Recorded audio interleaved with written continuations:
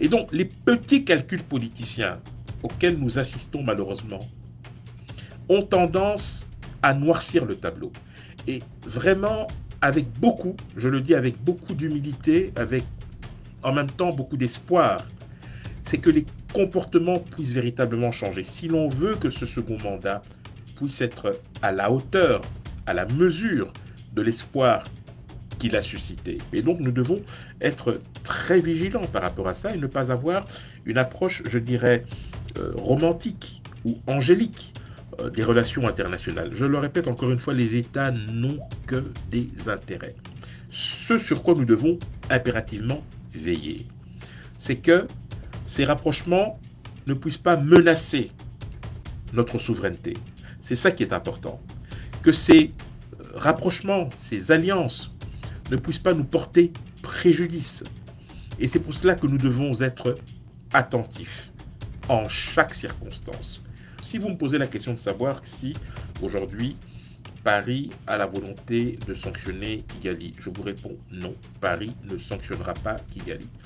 Paris et Kigali n'ont toujours pas soldé leur compte qui remonte au génocide de 1994 parce que le Rwanda a, avec beaucoup de subtilité et d'habileté, réussi à surfer sur le sentiment de culpabilité de la communauté internationale. Et lorsqu'Emmanuel Macron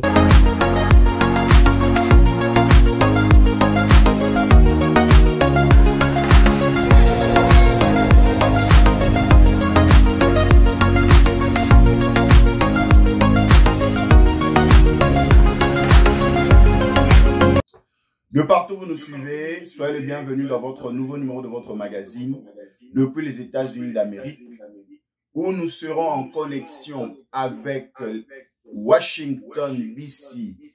pour échanger sur la diplomatie internationale et questions d'actualité en Afrique avec Henri Désiré Nzouzi que nous suivons par rapport à cette présentation. De partout où vous nous suivez, soyez le bienvenu dans votre nouveau numéro de votre magazine depuis les États-Unis d'Amérique dans l'État du Texas, où nous avons l'insigne honneur de recevoir pour vous Henri Désiré Nzouzi. Henri Désiré Nzouzi est conférencier, analyste géopolitique, producteur associé du JT diplomatique à Kinshasa, contributeur à La Voix d'Amérique à Washington, D.C. Henri Désiré Nzouzi est consultant diplomatique auprès de Medi TV à Tanger au Maroc, cofondateur et vice-président de l'African Diaspora Network in Europe à Bruxelles. Henri Désiré Nzouzi est l'initiateur des apéros de la diversité en Belgique. Il est aussi le concepteur du networking du JT diplomatique en RDC. Henri Désiré Nzouzi est aussi et surtout connu pour avoir présenté la cérémonie d'ouverture officielle des 9e Jeux de la francophonie à Kinshasa en 2023, ainsi que l'investiture pour la réélection du président de la République démocratique du Congo, Félix Antoine Tshisekedi Tshilombo. Pour ce numéro, nous serons en connexion entre l'État du Texas et Washington, D.C., où nous avons l'insigne honneur de recevoir pour vous Henri Désiré Nzouzi. Henri Désiré Nzouzi, nous vous saluons. Bonjour Sanforia, merci infiniment de m'accueillir. Le président russe Vladimir Poutine est allé en Chine rencontrer son homologue chinois. Malgré les renforcements de liens entre la France et la Chine, Xi Jinping était en France, mais comment expliquer que la Chine continue à soutenir la Russie et reste neutre à la fois sur la question de l'Ukraine? Henri Désiré Nzouzi.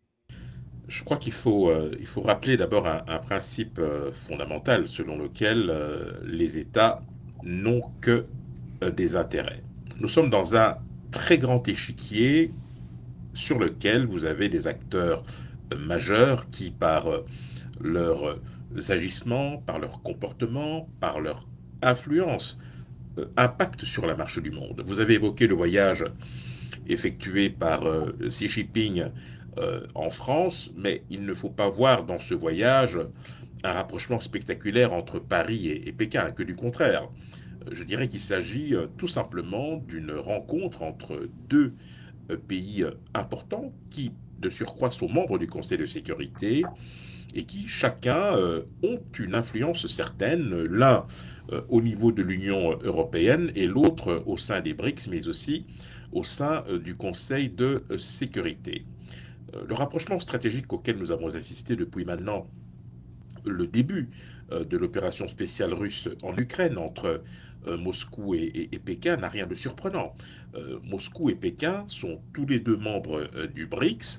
Certes, Pékin a la possibilité d'infléchir un tant soit peu, je dirais, la ligne dure sur laquelle Vladimir Poutine s'accroche depuis le mois de février 2022, mais il faut surtout voir derrière l'intérêt porté par Pékin vis-à-vis de Moscou davantage de stratégie pour contrarier les ambitions des États-Unis sur la scène internationale. Donc, nous sommes dans une redistribution des rôles, dans une redistribution des cartes, dans un environnement géopolitique très fragmenté depuis l'invasion de l'Ukraine, où chacun essaye d'avancer ses pions et où chacun essaye de peser du mieux qu'il peut sur le cours des événements.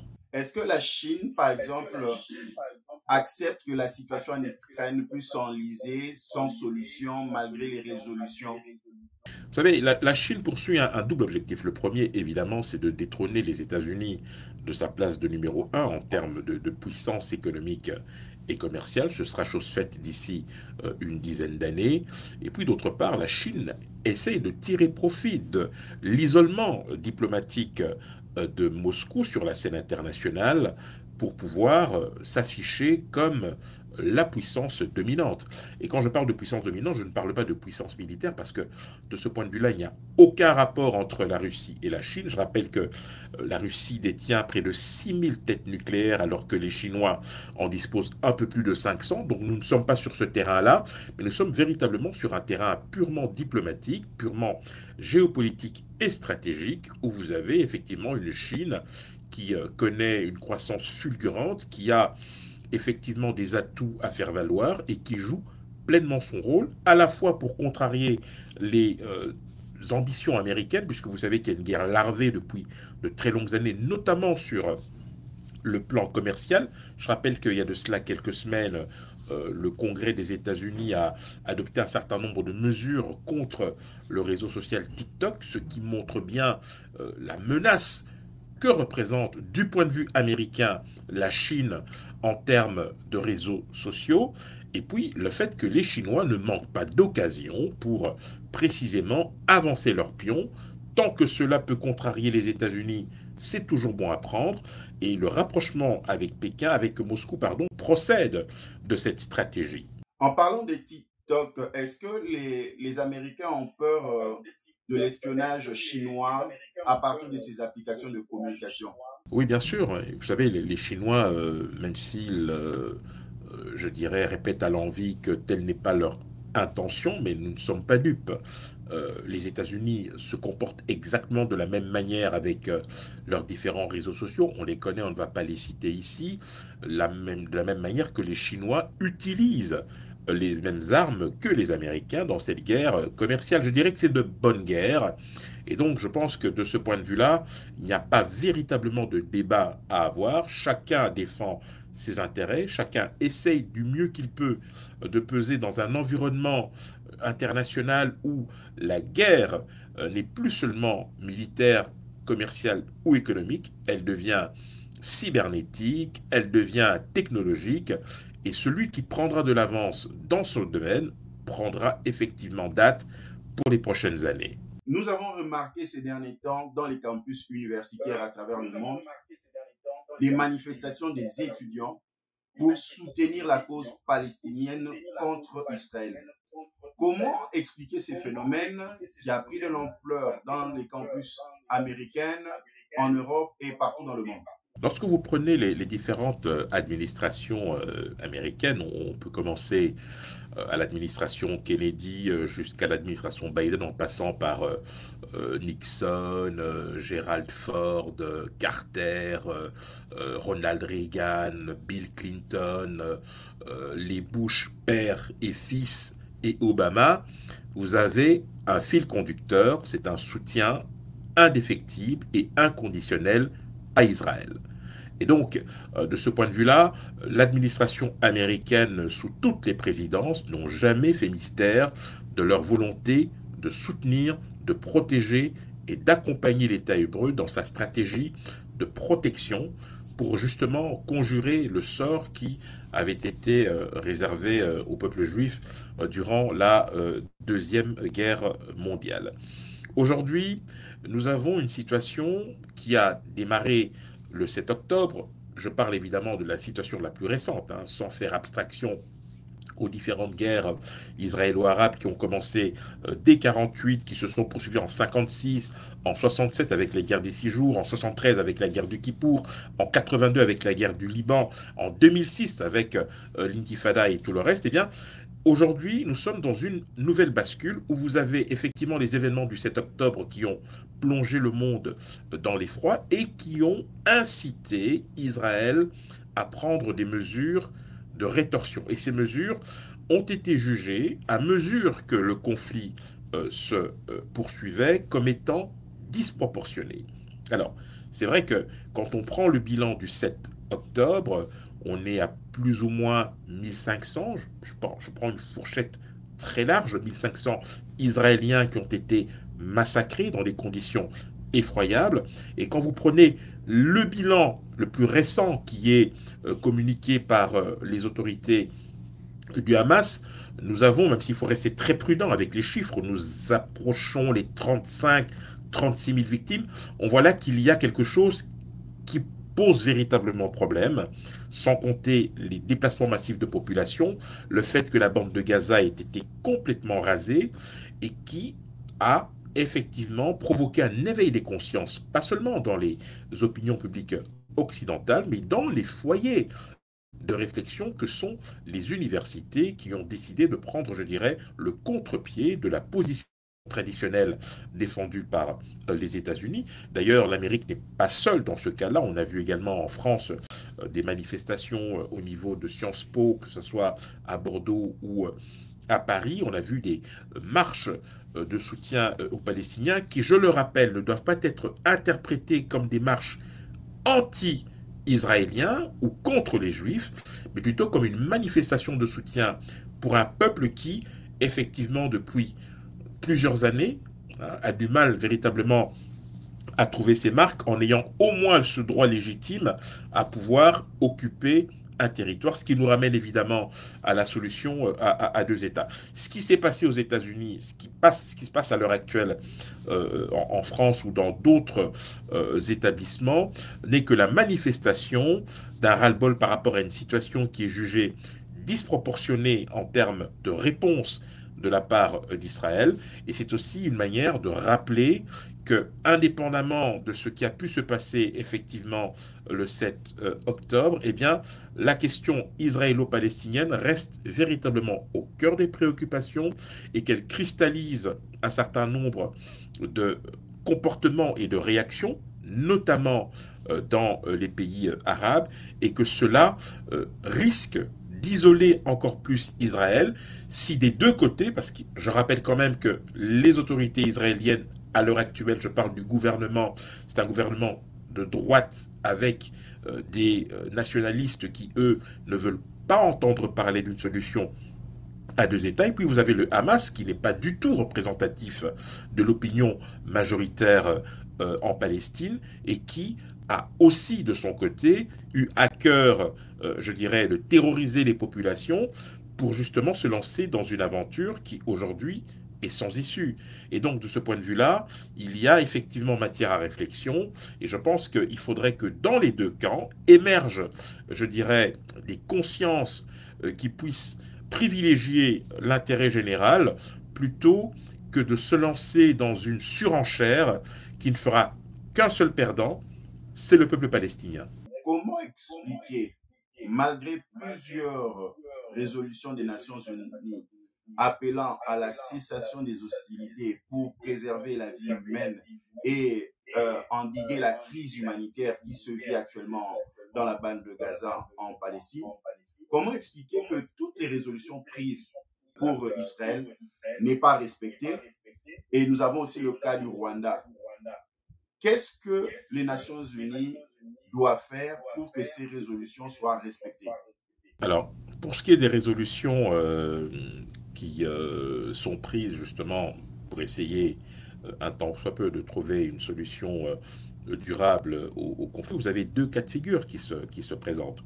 J'évoquais tout à l'heure, je dirais, la pertinence, pour ne pas dire la politique qui a toujours été au cœur des administrations américaines, selon les différentes présidences, pour soutenir justement que l'État hébreu. Quand vous regardez l'historique des résolutions qui ont été adoptées et qui étaient contraignantes pour l'État hébreu, il n'y en a que 2 ou 3 dans toute l'histoire qui ont été votées par les Américains.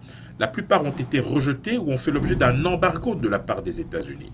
Et donc, lorsque les États-Unis décident, par exemple, dans un sursaut, je dirais, de bon sens, d'appeler Israël à la retenue, c'est davantage pour ménager une véritable stratégie qui consiste véritablement à contraindre Israël à lever le pied. C'est vrai que ces dernières semaines, on a vu, à la suite de l'annonce qui a été faite par Netanyahou et son gouvernement d'attaquer Rafah, les États-Unis ont mis en garde Israël sur le risque d'extension du conflit. Nous n'en sommes pas encore à la phase qui a été annoncée par Israël, parce que vous avez encore évidemment des otages dont le sort doit encore être réglé entre le Hamas et l'État hébreu, avec évidemment la médiation égyptienne, qatari et américaine. Mais la détermination aujourd'hui d'Israël est telle que c'est très compliqué d'avoir au Conseil de sécurité des pays qui prennent leur courage véritablement. Les États-Unis, à mon sens, ne prendront pas ce courage. La France est plus ou moins dans la même situation. La France est très particulière parce que vous avez une très forte communauté arabo-musulmane sur le territoire, et tout ce qui se passe dans la bande de Gaza ou au Moyen-Orient a des conséquences de politique intérieure en France, et cela peut effectivement créer des tensions supplémentaires. Pour revenir plus précisément à votre question, je pense que c'est la volonté politique qui dépend. Et vous savez, au Conseil de sécurité, chacun a son agenda, très clairement. Si les Chinois peuvent emmerder les Américains, ils vont le faire. Si les Américains peuvent emmerder les Chinois et les Russes, ils vont le faire. Les États n'ont que des intérêts. Et les situations auxquelles nous assistons aujourd'hui ne sont que des variables d'ajustement.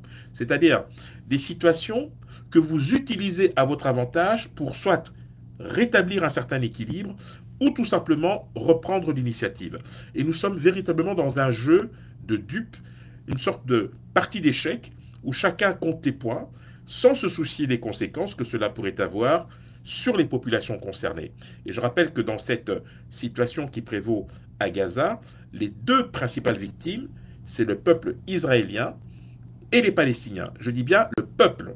Et je fais bien la distinction entre les gouvernants des Israéliens et des Palestiniens pour montrer à quel point nous avons en face deux camps d'irréductibles qui sont prêts à aller jusqu'au bout de leur logique pour faire prévaloir leur point de vue et qui malheureusement éloignent de plus en plus cette fameuse solution à deux États que nous appelons tous de nos voeux. De partout où vous nous suivez, nous recevons pour vous depuis Washington Henri Désiré Nzouzi, qui est spécialiste en géopolitique internationale.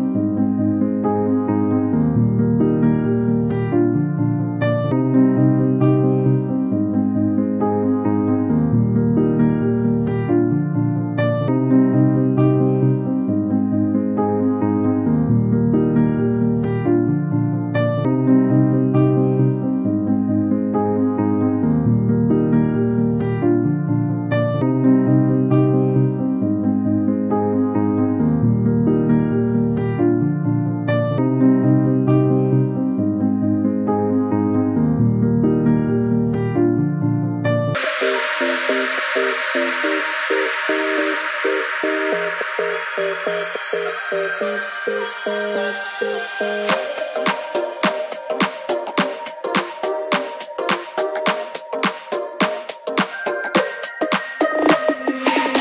sommes en connexion entre l'État du Texas et le district de Columbia aux États-Unis d'Amérique à Washington, où nous recevons pour vous Henri Désiré Zouzi. Nous allons parler de l'actualité africaine.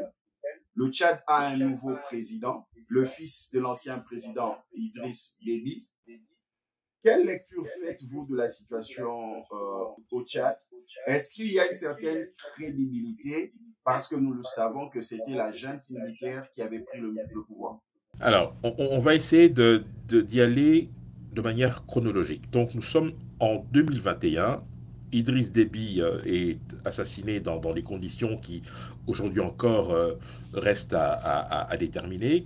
Les généraux tchadiens fidèles à Idriss Déby s'empressent d'adouber son fils, Mahamat Idriss Déby Itno. Et vous avez, au niveau de la communauté internationale, notamment du côté de la France, une attitude de deux poids, deux mesures, puisque je rappelle que dans les mois qui ont précédé, il y a eu des coups d'État au Mali, en Guinée, plus tard au Burkina, on l'a vu, et enfin au Niger. Mais dans les trois cas, on a vu effectivement une France beaucoup plus frileuse et moins prompte à condamner ce qui s'est passé.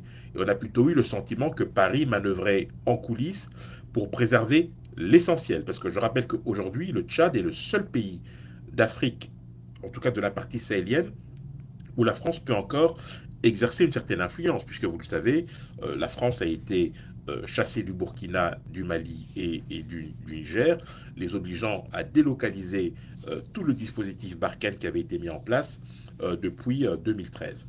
Et donc, par rapport à cette situation, on a vu effectivement une certaine opposition crier évidemment au scandale, et s'en est suivi une répression.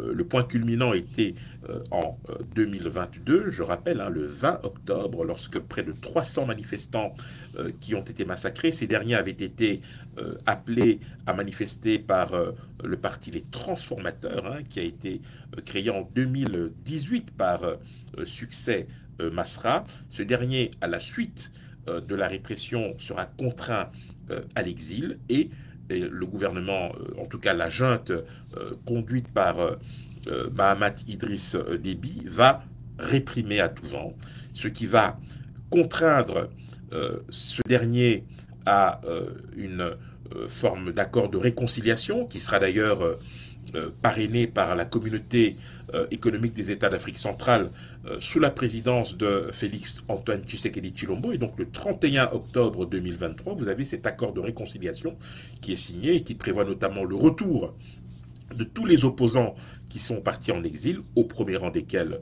Succès Masra, l'amnistie pour toutes les personnes qui se sont rendues coupables de crimes, et toute une série de mesures tendant à décrisper la situation politique. Seulement voilà, 4 mois plus tard, 5 mois plus tard, vous avez les élections. Dans l'entretemps, vous avez en janvier la nomination de Succès Masra au poste de Premier ministre, ce qui va d'ailleurs mécontenter l'opposition dite traditionnelle, car je rappelle quand même que en à peine 5 ans d'existence, vous avez les transformateurs qui arrivent à prendre la primature, mais qui se lancent dans une compétition électorale sans trop se faire d'illusions, parce qu'il est très rare que sur le continent africain, un président sortant, quelles qu'aient été les conditions de son arrivée au pouvoir, qu'il ait été élu ou qu'il soit parvenu par un coup d'État, il est très rare que ces chefs d'État organisent des scrutins pour les perdre. Donc vous avez toute cette machine qui s'est mise en place par l'Agence nationale de gestion électorale, l'ANGE pour ne pas la citer, dont le président est un proche de la famille Déby, et vous avez effectivement ce résultat contesté par Succès Masra, qui, je rappelle, est arrivé en deuxième position avec un peu plus de 18%. Et le troisième qui est arrivé en troisième position, l'ancien Premier ministre Albert Pahimi Padaké, qui, lui, curieusement, avait déjà reconnu la victoire de Mahamat Idriss Déby, mais il ne s'est pas arrêté en si bon chemin, puisque lui aussi, à l'instar de Succès Masra, a introduit un recours à la Cour constitutionnelle pour l'annulation partielle du scrutin dans 3 zones, puisque apparemment, il n'y aurait que quelques centaines de milliers de voix d'écart entre Succès Masra et Albert Paimi. On voit très bien finalement que cette élection, si on devait vraiment tirer les enseignements, c'est d'abord, cette élection a été organisée par des personnes qui ont travaillé ensemble, Idriss Déby, Mahatma Idriss Déby et Masra étant l'un président, l'autre premier ministre. Vous avez Albert Paimi Padaké qui présidait une institution importante du pays. Je rappelle qu'il a été Premier ministre à 2 reprises, une première fois de 2016 à 2018 sous la présidence de Idriss Déby père, et ensuite entre 2021 et 2022 dans le cadre de cette petite transition qui avait été organisée. Mais vous avez au final une situation qui incite aujourd'hui les Tchadiens à se poser des questions, puisque les aspirations réelles n'ont pas été rencontrées. Si l'on parle d'aspiration au changement qu'incarne Succès Masra, malgré, je dirais, le recours qu'il a introduit, il y a très peu de chances qu'il aboutisse, parce qu'entre-temps, je rappelle, c'est quand même important de le souligner, vous avez le président en exercice de l'Union africaine, le président mauritanien, qui a reconnu la victoire de Déby. Je parle bien du président en exercice, hein. Je ne parle pas de l'Union africaine. Vous avez le roi Mohamed VI, vous avez Viktor Orban, vous avez Vladimir Poutine, vous avez le président en exercice de la communauté économique des États d'Afrique centrale qui a aussi reconnu la victoire de Mahatma Idriss Déby. Donc, c'est plié. C'est plié. Maintenant, je pense qu'il faut être attentif à 2 choses. Je pense qu'on doit reconnaître que les transformateurs ont réalisé une véritable prouesse pour un parti qui n'a que 5 ans d'existence, arrivé en 2e position à la présidentielle après avoir assumé la plénitude du pouvoir comme Premier ministre.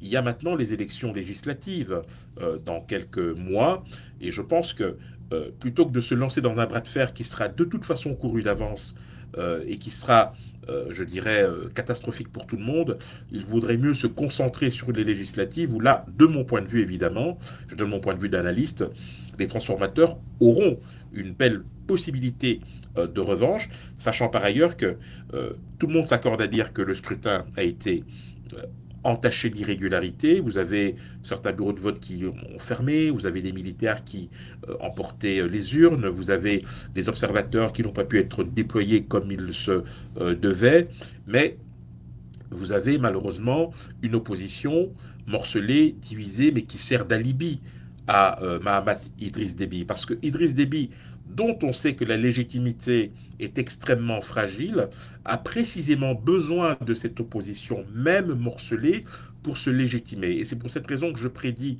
dans les prochaines semaines, élections législatives ou pas, je pense que le Tchad ne fera pas l'économie d'un dialogue national pour essayer d'apaiser les tensions. Mais pour le reste, les enjeux seront de 2 ordres.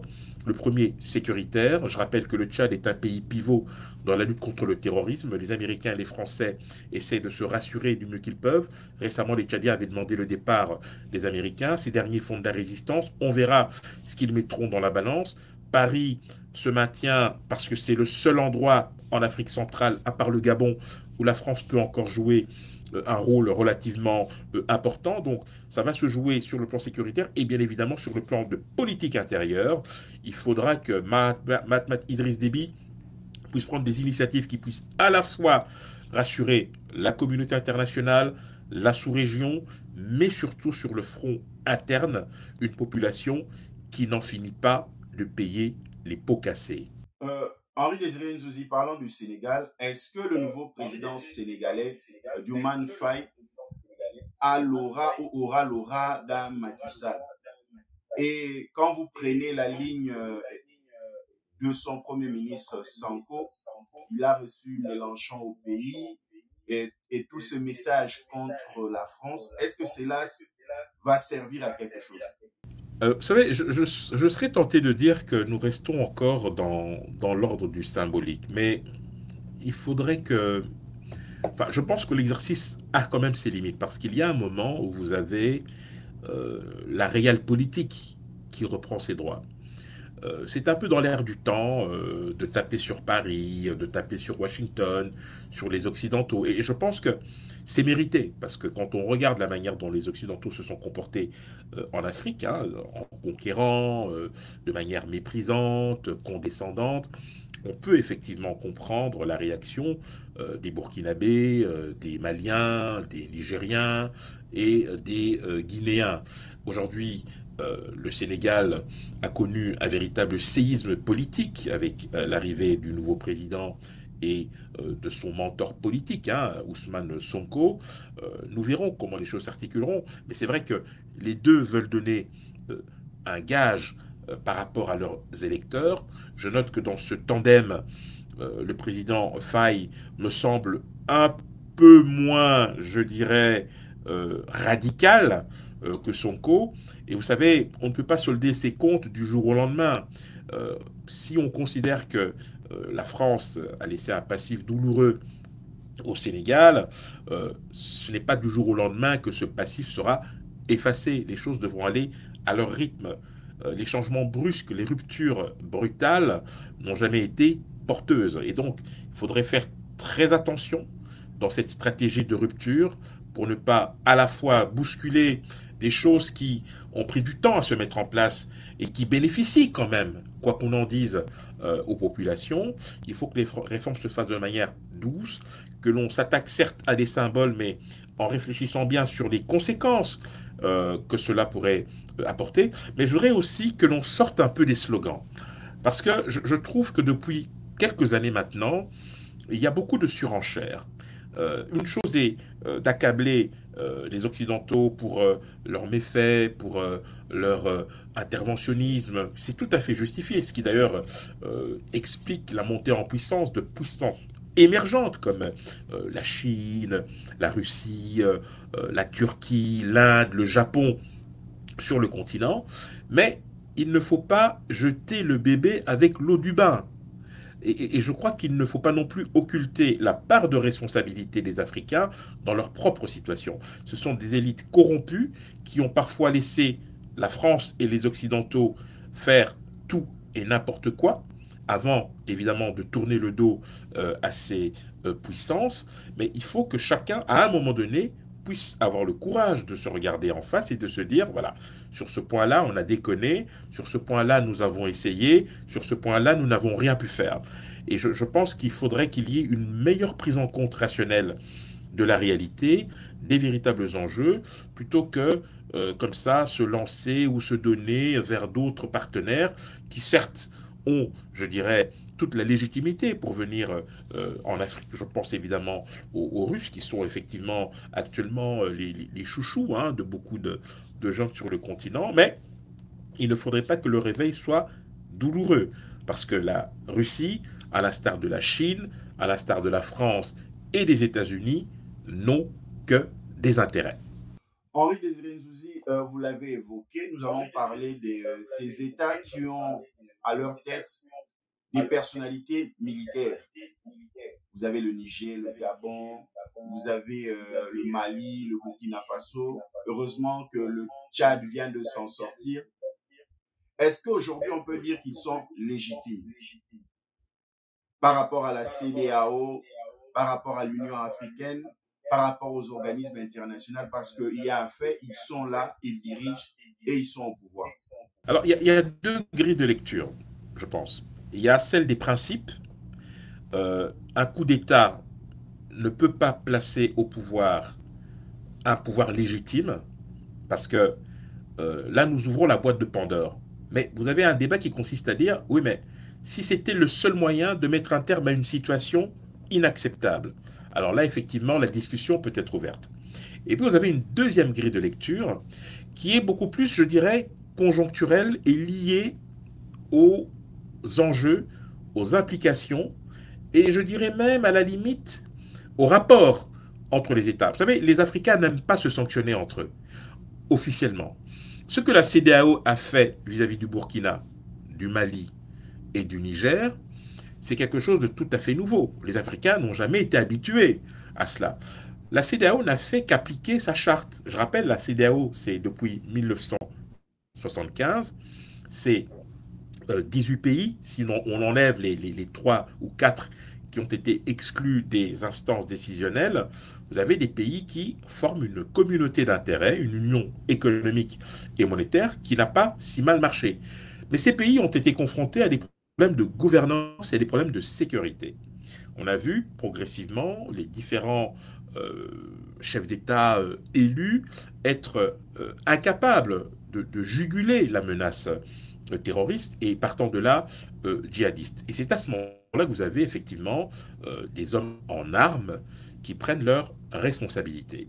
Et quand vous regardez la réaction des opinions dans ces différents pays, vous noterez que ces différents coups d'État ont pu bénéficier dans un premier temps du soutien populaire, ce qui montre bien la difficulté parfois que l'opinion a à pouvoir distinguer en fait ce qui relève à la fois de la situation d'urgence, c'est-à-dire la lutte contre les inégalités, la lutte contre le terrorisme, et la capacité réelle ou supposée des gouvernants à pouvoir exercer leur mission régalienne dans l'intérêt bien compris des populations. Et lorsque vous avez une montée de l'impatience, lorsque vous n'avez pas la possibilité d'expliquer de manière pédagogique ce qui se passe, eh bien vous avez une opinion qui très souvent accepte les solutions de facilité. C'est un peu comme en France par exemple, lorsqu'on veut sanctionner un gouvernement de gauche ou de droite, eh bien on vote extrême droite, c'est facile, on exprime son mécontentement et son ras-le-bol. Sauf que à un moment donné, lorsque vous optez pour cela, eh bien, vous pouvez effectivement vous retrouver dans une situation très compliquée. À l'instar du Burkina, du Mali et du Niger, qui ont été sanctionnés par la CEDEAO, cela a impacté sur la vie de ses concitoyens. Et si la CEDEAO a été critiquée, c'est que, effectivement, sous couvert de sanctionner les régimes en place, eh bien, la CEDEAO a fait des victimes collatérales, en l'occurrence la population. Et face à cette situation, vous avez cette fameuse initiative de l'Alliance des États du Sahel entre le Burkina, le Mali et le Niger qui ont décidé ensemble de quitter la CEDEAO. Cela n'a pas été fait de manière formelle, puisque je rappelle que l'article 91 de la charte de la CEDEAO prévoit que un an avant, je dirais, la sortie effective des pays de la CEDEAO, il faut que cela soit notifié au secrétariat général. Et là encore, ces 3 pays ont fait l'économie de cette démarche-là, ce qui montre bien le mépris qu'ils ont de cette organisation. Je vous rassure en vous disant qu'aujourd'hui, eh bien, nous sommes très loin d'une sortie de la CEDEAO. D'abord parce que la CEDEAO se rend compte que ce serait une catastrophe sur le plan économique. Je rappelle que le Burkina, le Mali et le Niger sont des pays enclavés qui ont besoin de la façade maritime de certains de leurs voisins pour soit s'approvisionner ou pour exporter. Ça fait un manque à gagner pour les mêmes pays qui ont une façade maritime et donc vous comprenez très bien que ce n'est pas évident. Et donc je pense que nous sommes plutôt dans une dynamique plutôt positive avec notamment la levée des sanctions dans certains domaines particuliers. Je ne sais pas si les sanctions ont été levées de manière définitive, mais cela prendra quand même un peu de temps. Mais aujourd'hui, on est beaucoup plus loin d'une sortie de ces 3 pays de la CEDEAO. Et je dirais que le bon sens commence petit à petit à reprendre ses droits. Pour autant, les enjeux restent extrêmement importants. Vous avez la dimension sécuritaire qui reste très importante, hein, avec le terrorisme. Vous avez effectivement une jeunesse totalement désœuvrée qui se tourne pour des raisons de facilité vers des solutions extrêmes.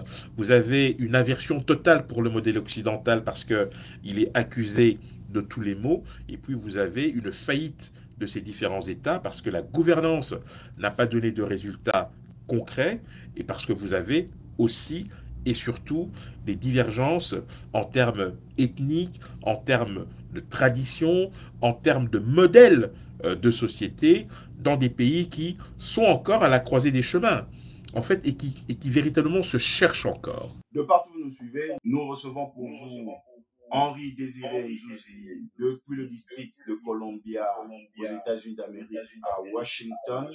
Il est en connexion avec nous ici à Dallas.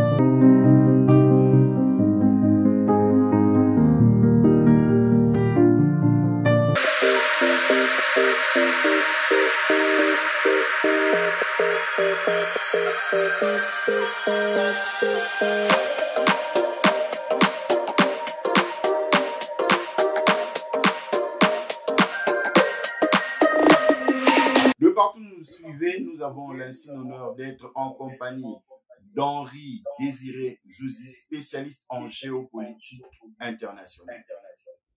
Parlons RDC. Le président de la République, Félix Tshisekedi, s'est rendu en visite d'État en France. Aujourd'hui, nous pouvons dire que les relations entre les deux États sont au bout fixe. Est-ce que maintenant, les deux États pourront œuvrer pour se faire comprendre? Par exemple, la RDC veut que la France reconnaisse et sanctionne le Rwanda par rapport à son agression en RDC et que la RDC permette aussi le retour des entreprises françaises en RDC. Alors, d'abord, les entreprises françaises n'ont pas été chassées de RDC. Elles sont présentes, elles font du business. Moi qui vous parle, j'ai personnellement modéré la plupart des panels et des débats de la 8e semaine française de Kinshasa qui s'est déroulée du 24 au 26 avril au Pullman. Ces entreprises françaises sont très bien représentées et cette initiative qui a été lancée en 2014 avait pour objectif de raffermir les liens entre les deux pays sur le plan évidemment économique et renforcer justement les échanges commerciaux entre Paris et Kinshasa. Mais vous savez, il faut impérativement détacher les aspects politiques des aspects économiques et commerciaux. D'abord parce que ça n'évolue pas au même rythme, mais parce que les enjeux sont, je dirais, totalement différents. Si vous me posez la question de savoir si aujourd'hui Paris a la volonté de sanctionner Kigali, je vous réponds non, Paris ne sanctionnera pas Kigali. Paris et Kigali n'ont toujours pas soldé leur compte qui remonte au génocide de 1994 parce que le Rwanda a, avec beaucoup de subtilité et d'habileté, réussi à surfer sur le sentiment de culpabilité de la communauté internationale. Et lorsqu'Emmanuel Macron reconnaît partiellement la responsabilité de l'État français, allant beaucoup plus loin que ses prédécesseurs, plus loin que Chirac, plus loin que Hollande, plus loin que Sarkozy, plus loin que Giscard, enfin pas Giscard, mais en tout cas à partir de Mitterrand, eh bien, vous avez effectivement quelque chose de totalement nouveau. Mais attention, attention parce que cela a été reproché à Emmanuel Macron. Certes, responsable, mais pas coupable. Des excuses, il ne faut pas en attendre. Et un des symboles les plus marquants de la réconciliation entre Paris et Kigali, ça a été la désignation de Louise Mushikiwabo à la tête de l'OIF. Et à ce moment-là, Paris a préféré, je dirais, se réconcilier de manière plus que symbolique avec le Rwanda, minimisant peut-être les conséquences de cela sur la République démocratique du Congo qui a de plein fouet subi le contre-coup de cette situation avec notamment le déplacement massif des populations. Et c'est une situation que nous continuons à subir aujourd'hui. Lorsque vous écoutez Paris, lorsque il y a, à l'instar des autres capitales, des exhortations, soit pour demander aux belligérants de discuter, de dialoguer, ou lorsque vous avez cette tendance qui consiste à renvoyer dos à dos Kinshasa et Kigali, alors que Kinshasa est l'agressé et Kigali est l'agresseur, on peut effectivement se poser des questions dès lors que vous avez des rapports onusiens documentés qui, aujourd'hui, traînent dans les tiroirs du Conseil de sécurité et qui ne sont pas suffisamment examinés. Alors, une chose est de condamner Kigali en disant vous devez impérativement retirer vos troupes, vous ne pouvez pas violer l'intégrité territoriale de la RDC. Une fois qu'on a dit ça, il faut aller aux sanctions.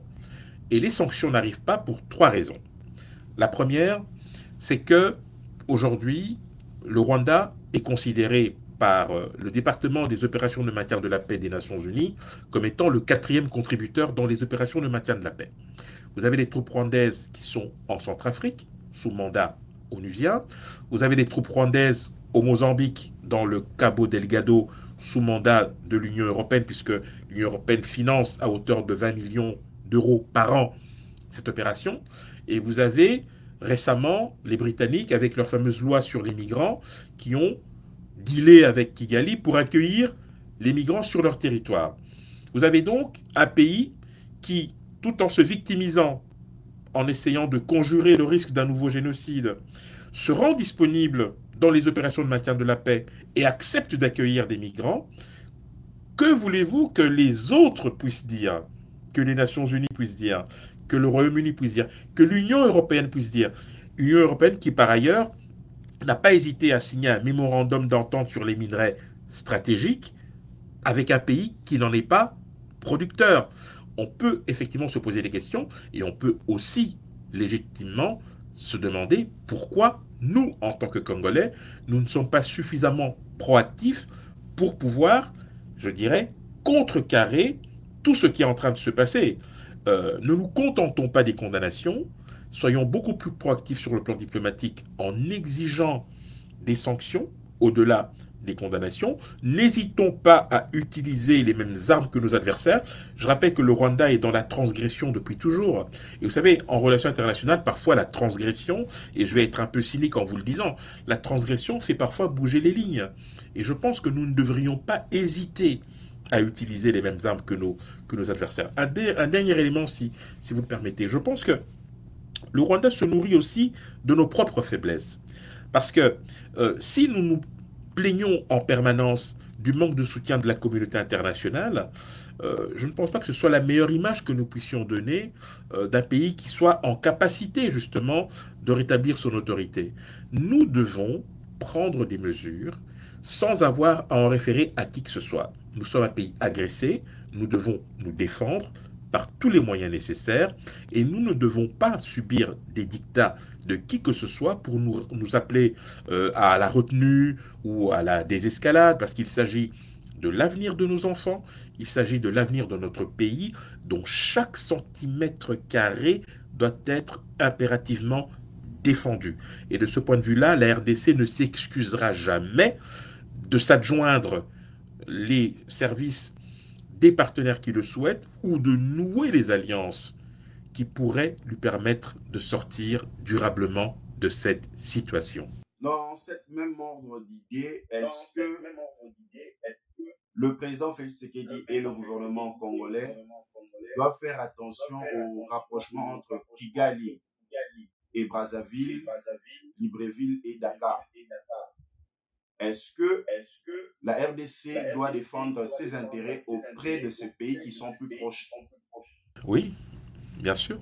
Vous venez de citer des pays qui entretiennent d'excellents rapports avec la République démocratique du Congo.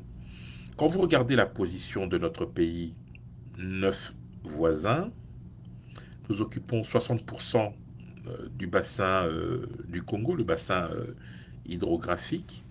Je ne vous parle même pas des forêts tropicales, etc. Nous ne devons pas être le dindon de la farce. Parce que euh, nous avons, pour notre plus grand malheur, des richesses incommensurables qui nous sont enviées et qui peuvent susciter à la fois l'appétit et l'intérêt de nos voisins. Si ces derniers sont mal intentionnés, ils peuvent coaliser pour pouvoir y mettre la main dessus. Et donc nous devons être très vigilants par rapport à ça et ne pas avoir une approche, je dirais, romantique ou angélique des relations internationales. Je le répète encore une fois, les États n'ont que des intérêts.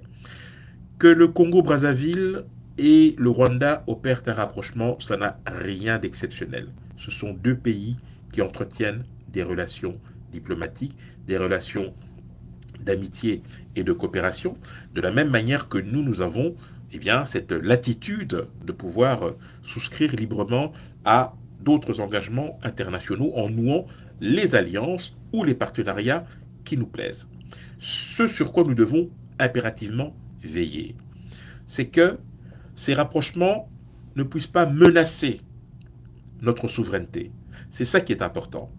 Que ces rapprochements, ces alliances ne puissent pas nous porter préjudice. Et c'est pour cela que nous devons être attentifs en chaque circonstance, pour que nous ne puissions pas nous retrouver dans une situation de fait accompli. Vous savez, il n'est pas exceptionnel que des gens aillent s'arranger sur notre dos pour... Et le Rwanda ressent cela chaque fois que nous avons opéré un rapprochement avec le Burundi, avec l'Ouganda par exemple. Et c'est à chaque fois que nous nous sommes rapprochés de ces deux pays que le Rwanda, comme par hasard, réactivait le M23. Parce que le Rwanda ne supporte pas l'idée que des choses se fassent dans la sous-région sans l'impliquer, sans l'associer. Mais de la même manière, nous, Congolais, nous ne devrions pas accepter que des choses se boutiquent à l'insu de notre plein gré ou à notre insu tout court, quand on voit la position qui est la nôtre au cœur de l'Afrique, eh bien, nous devons être extrêmement vigilants et attentifs sur ce qui se passe.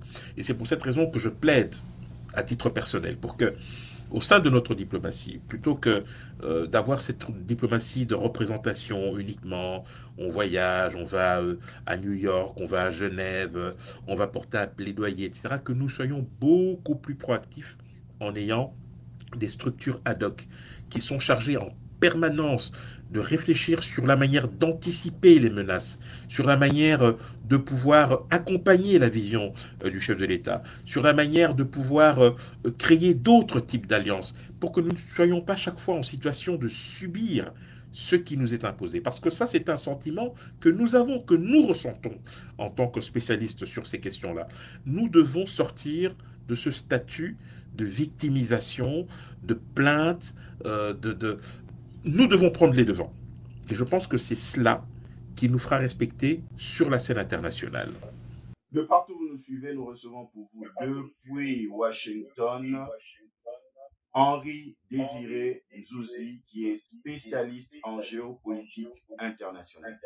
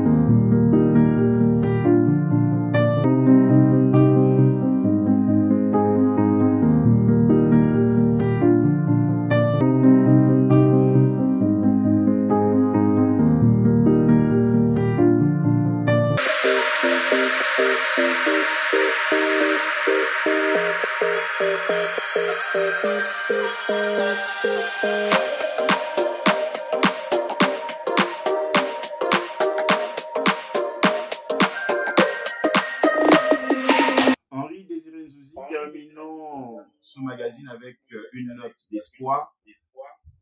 Cette diaspora qui bouge, Shada Mobutu est candidate 55e sur la liste du MR.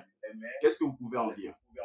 Écoutez, je suis très très admiratif de ces parcours au sein de la diaspora de jeunes, de moins jeunes qui ont vécu quasiment toute leur vie à l'étranger, dans un pays d'accueil qui leur a apporté beaucoup sur le plan personnel, sans pour autant oublier évidemment la mère patrie. Je pense que l'engagement politique a ceci de sacré qu'il permet à celui ou celle qui se lance ou qui s'engage de pouvoir faire don de sa personne à la collectivité. Et c'est ça le message que je voudrais retenir. Alors le symbole, évidemment, est très fort. Voir la petite fille du maréchal eh bien, être candidate dans une élection locale en Belgique, c'est quelque chose de très, très impressionnant, d'une certaine manière. Et on montre bien aujourd'hui que le monde n'est plus fermé. Finalement, il n'y a plus vraiment de frontières entre la RDC et la Belgique. Certes, il y a 7000 kilomètres qui nous séparent, mais quand vous regardez l'historique des relations entre les deux pays, qui n'ont pas toujours été simples, vous avez ce lien à la fois affectif, historique, entre ces deux peuples qui font qu'aujourd'hui, les enfants, les petits-enfants, les arrière-petits-enfants qui ont grandi, eh bien, peuvent effectivement contribuer à la richesse du pays, à faire avancer le débat, sans oublier évidemment la mère patrie dans laquelle ils peuvent effectivement contribuer, je dirais, à la réflexion, à un certain nombre d'initiatives qui sont encouragées, hein, puisque un des objectifs du chef de l'État, c'est bien évidemment de favoriser le retour de cette diaspora qui peut accompagner notre pays sur la voie du développement. Et je pense que nous pouvons tous aider, servir ce pays à la place qui est la nôtre, et je dirais, où que nous soyons. On n'a pas besoin d'être ici pour... Et je pense que tous ces Congolais, toutes ces Congolaises qui s'engagent politiquement en Belgique seront effectivement comptables de leurs électeurs éventuels, mais je sais aussi que par leur présence, par leurs idées, ils pourront aussi servir de canaux, d'intermédiaires, de go-between entre la Belgique et la RDC. Shadaï Mobutu, vous avez tout notre soutien depuis les États-Unis d'Amérique. Henri Désiré Zouzi, c'est déjà la fin de notre programme, de cette interview de ce jour. Quel est votre dernier mot pour ce numéro? Nous pensons avec l'organisation de votre agenda, nous retrouverons aussi une autre opportunité de pouvoir animer une autre échange sur la diplomatie internationale.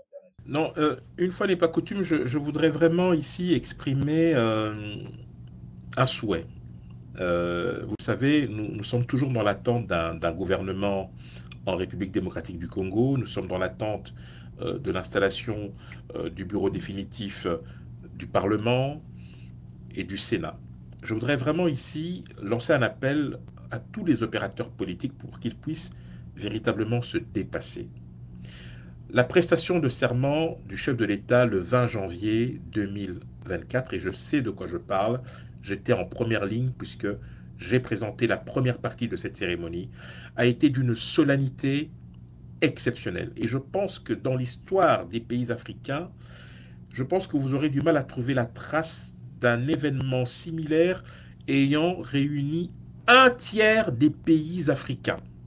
18 chefs d'État, 18 présidents de la République, de pays africains, se sont déplacés pour apporter leur soutien massif au chef de l'État. Il faut que la suite des événements soit digne de cette confiance, de cet engouement qui a été témoigné à l'égard de cette réélection. Et donc, les petits calculs politiciens auxquels nous assistons malheureusement ont tendance à noircir le tableau. Et vraiment, avec beaucoup, je le dis avec beaucoup d'humilité, avec en même temps beaucoup d'espoir, c'est que les comportements puissent véritablement changer. Si l'on veut que ce second mandat puisse être à la hauteur, à la mesure de l'espoir qu'il a suscité, il faut que l'égoïsme il faut que l'égocentrisme, il faut que les intérêts particuliers s'effacent au bénéfice de l'intérêt général. Un grand merci, Henri Désiré Nzouzi, pour avoir accepté notre invitation. Merci infiniment. C'était un plaisir. Merci.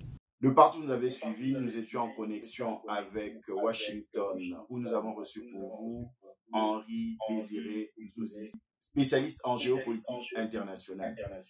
Restez branchés à nos programmes. Que Dieu vous bénisse. Ciao.